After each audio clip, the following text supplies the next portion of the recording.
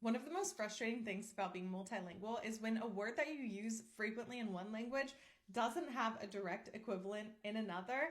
And I saw another content creator talk about this in Spanish, and she said, instead of just being frustrated, why don't we just come up with equivalents and start using them? And if you want to see the ones that she came up with for Spanish, I'll tag her in the caption. But here are the equivalents that I propose for French words that don't have an exact English translation. Starting with one that I use a lot in French is rebonjour, which is a way to say hello to someone again that you've already seen earlier in the day. So instead of saying bonjour again, you say re-bonjour.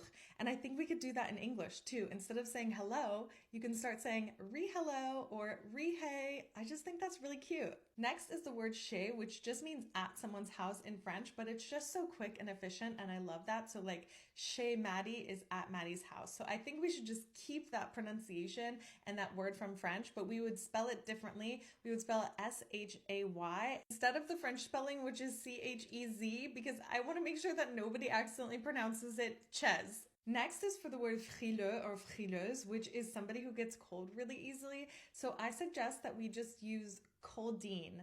And it could be a verb or an adjective. You can say she's very coldine, she's a coldine. I just kind of feel like it makes sense. And last is the word dépaysé or dépaysement, which is often incorrectly translated as homesick. And it's similar in that it is the feeling of disorientation when you're in an unfamiliar place, in another country. However, this word isn't inherently negative, which I think homesick is.